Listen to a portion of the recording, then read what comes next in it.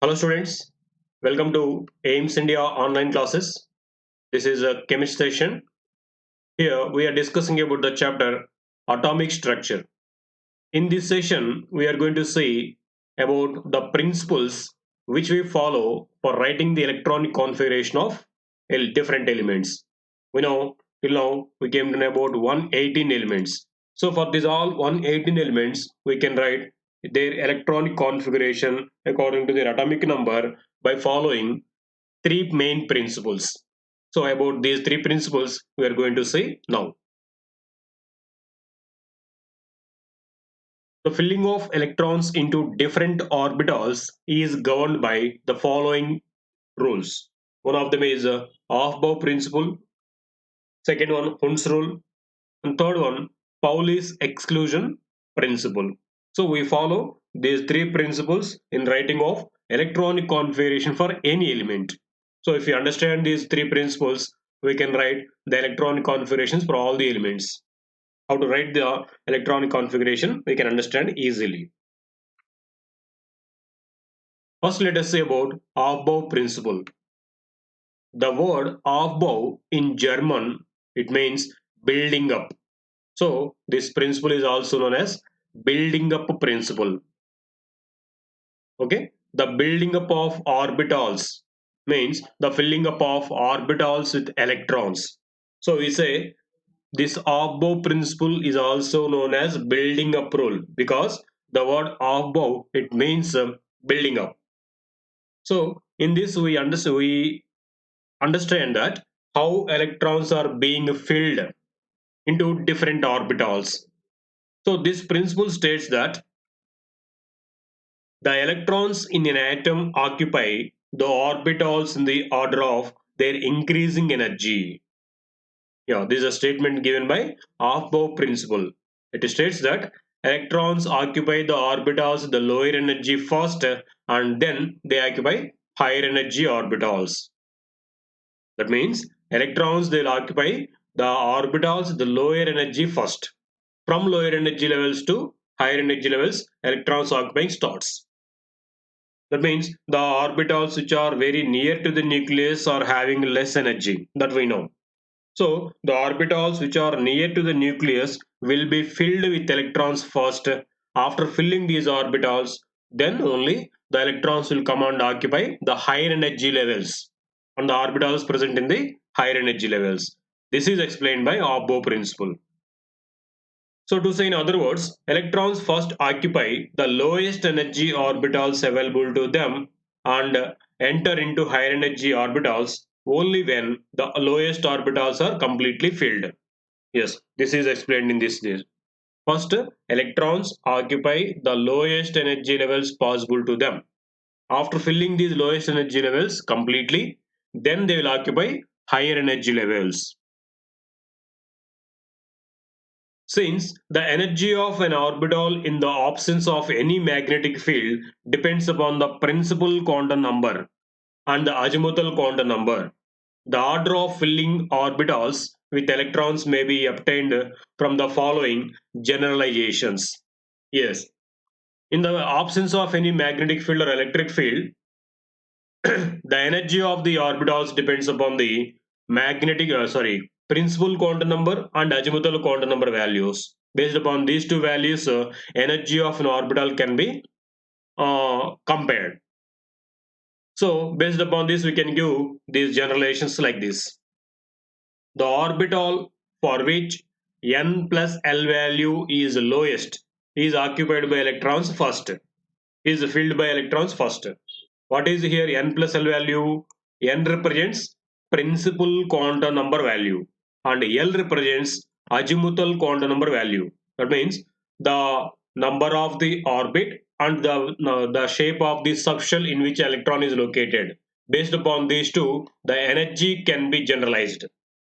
So if you know the n plus L value, we can compare the energies of different orbitals.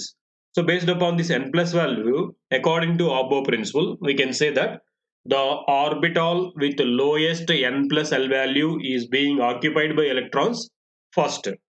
And then the higher orbitals, the higher n plus values will be occupied. Okay. When the orbitals have the same value of n plus L value, then the orbital having the lower value of n is filled first. Yes, there are some orbitals with same n plus L value of n. Then out of those orbitals which are having same n plus L value, the one with lower n value will be occupied by electrons first, and then the remaining. Okay, in this way, according to above principle, we can explain that, we can understand that electrons occupy the orbitals with the lowest energy first. After filling these orbitals the lowest energy, then they will occupy higher orbitals. So this can be generalized based upon the principal quantum number and azimuthal quantum number, as the orbitals the lowest n plus L value will be occupied by electrons first, and then electrons occupy the higher orbitals after filling these completely. If there are more than one, if there are two or more orbitals the same n plus L value, out of those, the orbital with the lower n value will be occupied with the electrons first, and then the remaining orbitals will be occupied. Okay, this is explained in this Aufbau principle. So to understand this easily, a diagram is given. Moellor diagram it is called. The sequence in which the electrons occupy various orbitals can be easily remembered with the help of Moellor's diagram. So it is called Moellor diagram. So it is given to understand how orbitals are being occupied by the electrons, in which order orbitals are occupied. So this indicates the energy, increasing order of energies of different orbitals. So the lowest energy orbital is 1s, because it's n plus L value. If you calculate, n value is 1, L value is 0, because S subshell. So n plus L value becomes 1 for this. So it is the orbital with the lowest n plus L value. So whatever the atom, first electrons occupy this first 1s orbital. If there are more electrons, then the remaining electrons will come and occupy 2s orbital, and then 2p orbital. After 2p orbital, 3s orbital. So if you observe here, for the 2p orbital, n plus L value becomes, see here, n value is 2 and L value is 1. So totally n plus L value is 3 for this. What about 3s orbital? In the 3s orbital also, if you see, n value is 3, L value is 0, because S subshell. So sum of these two gives 3. So the n plus L value for 3s and 2p both are having same n plus L value. Then the orbital with the lower n value is occupied by electrons first. So out of these two, which is having n value less? 2p, because n value is 2 here, whereas for 3s n value is 3. That is why, even though these two are having the same n plus L value, the orbital 2p is having n value lower than that of 3s. That is why electrons, after filling 2s, they occupy 2p orbital. After filling 2p orbital, they occupy 3s orbital, and then 3p. After that 4s. In this way, on increasing, the electrons occupy the orbitals in increasing order of their energies, or n plus L values. Okay. The order of filling of various orbitals with electrons obtained by this rule is given here. See, the increasing order is shown. First 1s, then 2s, 2p, 3s, 3p, 4s, 3d. In this way, electrons occupy the orbitals in different atoms. Okay, this is a Aufbau principle and Moellor diagram.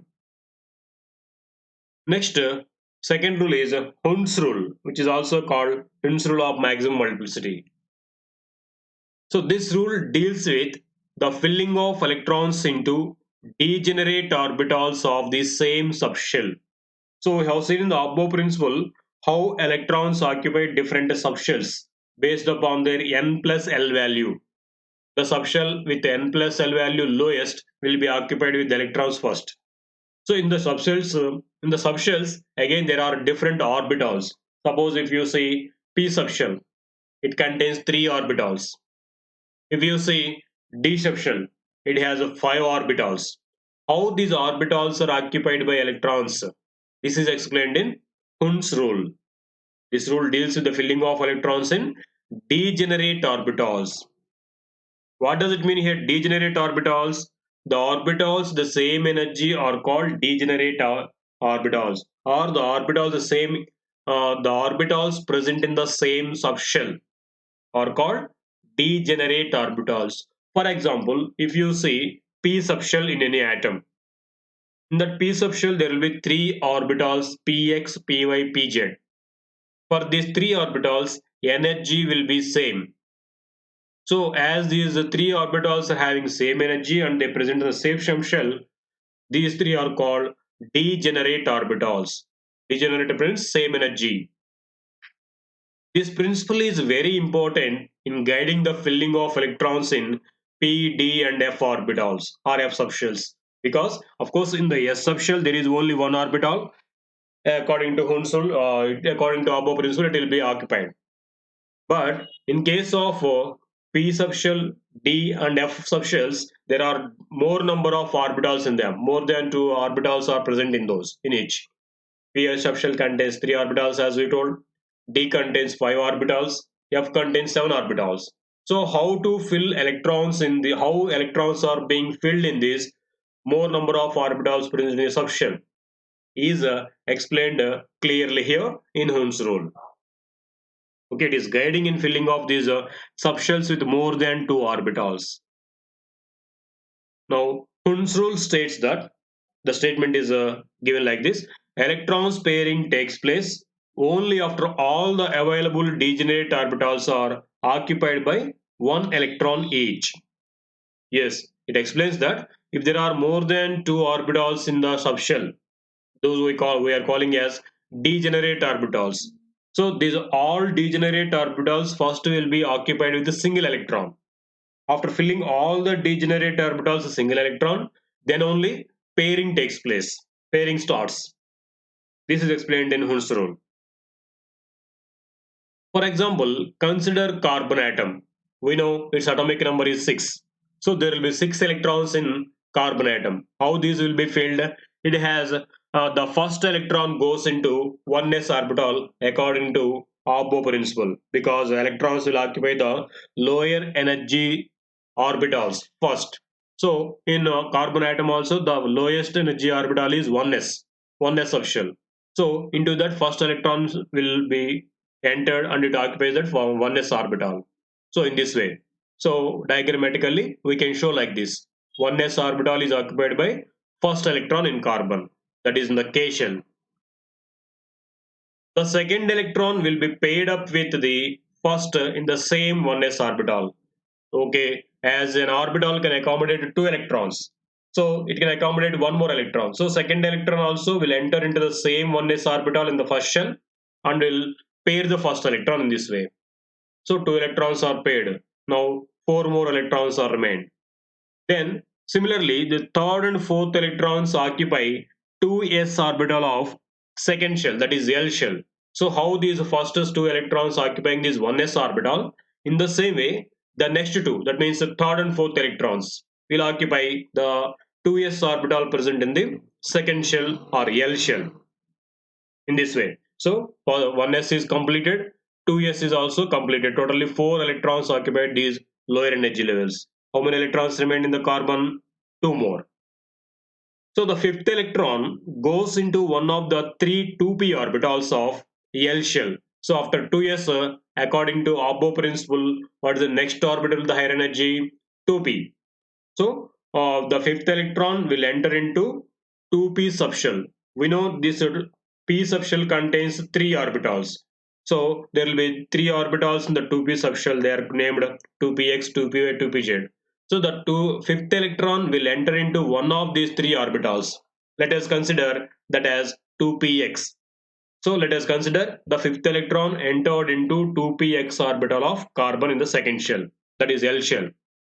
So it can be represented like this: 1s, 2s completed. So in the 2p subshell, there are three orbitals: 2px, 2py, 2pz. Now the fifth electron entered into 2px. Okay. Now about sixth electron.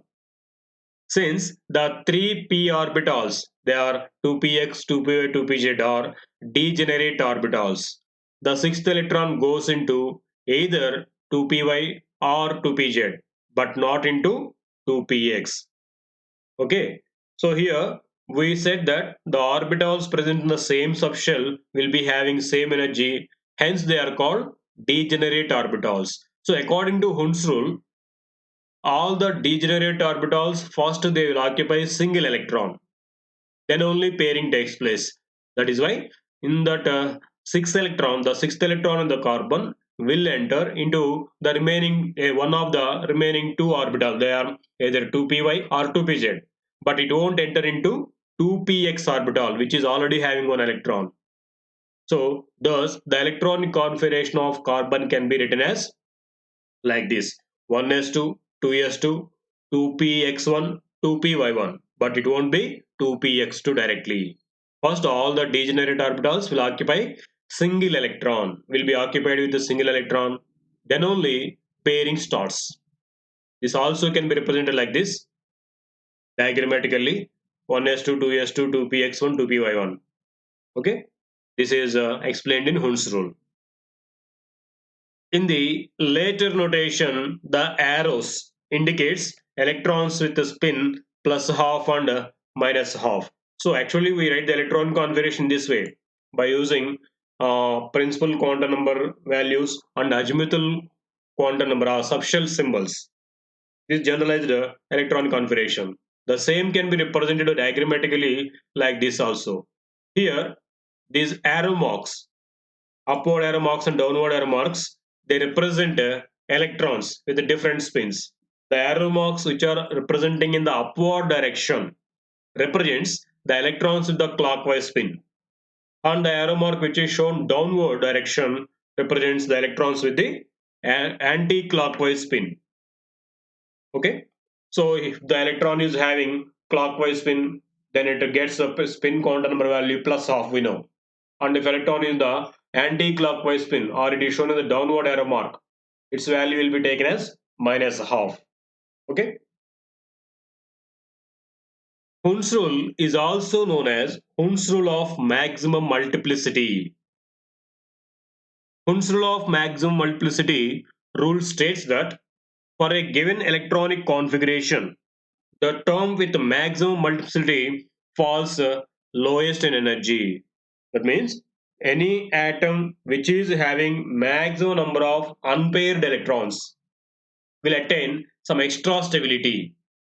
So this is explained in Hund's rule of maximum multiplicity. It stated that the atoms which are having more number of unpaired electrons will attain some extra stability. They will come into lowest energy, lowest in energy. They will be in the lowest energy state or in the highest stable state. We know energy and stability both are quite opposite. If energy is there, stability won't be. If stability is there, energy won't be there. So the orbital or the atoms with more number of unpaired electrons will come into more energy state. That means lowest energy state. According to this rule, electron pairing in p, d and f orbitals cannot occur until each orbital of a given subshell contains one electron in each or is singly occupied. Yes, this rule, this is actually explaining the Hund's rule. What we told in the Hund's rule, electrons occupy all the degenerate orbitals. All the degenerate orbitals first they will occupy single electron, because by the maximum number of single electrons that atom is attaining some extra stability. So after filling all the degenerate orbitals with single electrons, then only pairing will be taken place. Okay, this is a more clearly explained in the Hund's rule of maximum multiplicity. Why the degenerate orbitals they will occupy single electron first is explained here, because as more number of single electrons are there, atom becomes more stable. Next, one more principle, the third one, Pauli's exclusion principle. In 1925, Wolfgang Pauli proposed exclusion principle. This principle is very useful in construction of the electronic configuration of an atom. Yes, along with the remaining two principles which we have seen, Aufbau principle and Hund's rule. This principle is also very useful in understanding the construction of electrons or how the building up of electrons configuration in the atoms or how these electrons are being filled into the atoms. In the first rule, that is in the Aufbau principle, we understood that how electrons are being occupied into different subshells or different shells. Which shell is being filled with the electrons. In that shell also, which subshell is being filled with the electrons first, we understood there. What did you understand there? The orbitals or subshells with the lowest n plus L value are occupied first with the electrons. And the second rule, that is Hund's rule, it is explained how electrons occupying different orbitals present in a subshell. They are called degenerate orbitals, isn't it? The orbitals, the degenerate orbitals, first they will occupy a single electron.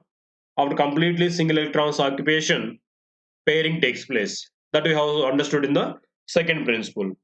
In this third one, that is in the Pauli's exclusion principle, it is explained how electrons occupy a particular orbital. How many electrons can be accommodated in an orbital, and how these electrons are being existing in an orbital. These are explained in the Pauli's exclusion principle. So according to this principle, no two electrons in an atom can have the same values for all the four quantum numbers. So Pauli's exclusion principle states that no two electrons in an atom are having same set of quantum numbers. What are four quantum numbers? Principal quantum number n value, azimuthal L value, magnetic quantum number m value, and spin quantum number s value. These are called set of four quantum numbers. There will be a set of four quantum numbers for every electron in an atom. Here, Pauli's principle states that no two electrons in an atom are having same set of quantum numbers. For example, in one s orbital of helium atom, there are two electrons. So let us consider, to understand this principle, helium atom. We know helium atomic number is 2. That means it has two electrons. So these two electrons will occupy the lowest energy level 1s. So in the 1s orbital, there are two electrons per helium atom. According to the concept of quantum numbers and Pauli's principle, their quantum numbers are written like this. Suppose it is a electronic configuration of helium. Now, for the first electron, if you want to write the set of four quantum numbers, what do we get? First one, n value. Suppose this is the first electron we are writing for this electron. N value what it is? It is in the first shell. So n value will be 1. And it is in the S subshell. If it is S subshell, L value will be 0, we know. And what about M value? If L value is 0, L value itself it is 0, M value also will be 0 because M values are taken from minus L to plus L including 0. So M value also 0. Now the fourth quantum number, spin quantum number. So if you see the diagram here, this represents a upward arrow mark. That means the electron is in the clockwise spin. If electron is having clockwise spin, its spin quantum number value will be plus half. So in this way, we have written four quantum numbers for the first electron. If you try to write the same four quantum numbers for the second electron, so it is also in the first orbit, it is also in the subshell, and it is also having the same quantum number m value 0, but it is in the anti-clockwise spin. So spin quantum number value will be minus half. What do you understand from this? The plus and minus signs before half refers to the clockwise and anti-clockwise spins of the electrons respectively. Yes, here this plus half represents the first electron with the clockwise spin, which is denoted like this, upward arrow mark. And then minus half represents the second electron in the same subshell with the anti-clockwise spin. Thus, the two electrons having the same values of n, L and m could have different value of s. That is, their spins are in opposite directions. So what we understand from this? even though the two electrons are present in the same orbital and same shell, same subshell, they are having maximum three quantum numbers same. At least one quantum number will be differed. That means they have different spins. This leads to a very significant observation that an orbital can have maximum two electrons, and these two must have opposite spins. So from this all, we can conclude that an orbital can have maximum of two electrons. An orbital can accommodate maximum of two electrons, and these two electrons will be the opposite spins. One with the clockwise spin, other with the anti-clockwise spin. Let us consider one more example. For example, two electrons in an orbital can be represented by, so here two kinds of representations are shown. See here, the first one, two representations are given. One with the clockwise spin, other with the anti-clockwise spin. In the other way also, first one with the anti-clockwise spin, the second with the anti-clockwise spin. So these two will be correct because there are two electrons in an orbital and both are there in the opposite spins. But here if you see representation of two electrons in an orbital with the same spin, they are shown. In this both are in the clockwise spin. Here both are in the anti-clockwise spin. So in this way they won't exist.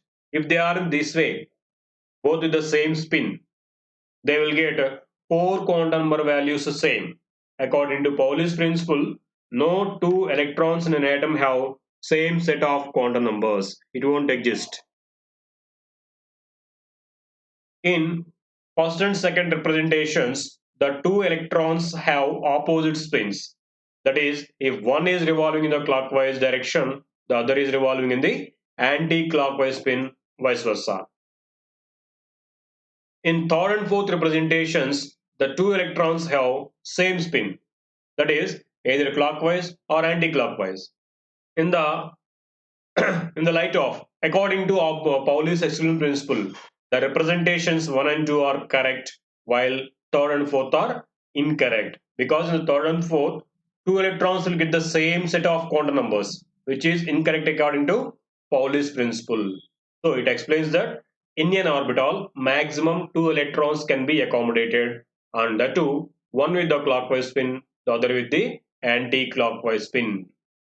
So this is explained by Pauli's principle. So here, first one, Abbo principle states that, explains that how electrons are occupying different energy levels or different subshells in an energy level as according to their increasing energies. And next, Hunds explains that how orbitals present in a subshell are being occupied, how degenerate orbitals are filled with electrons. That is explained in the Hunds rule. And third one, how electrons are occupying an orbital. In an orbital, how many electrons can be accommodated and how these are represented. That is explained in the Pauli's principle. Okay, there are three important principles. If you understand these principles, we can write the electron configuration for any element. Okay, thank you for watching our video.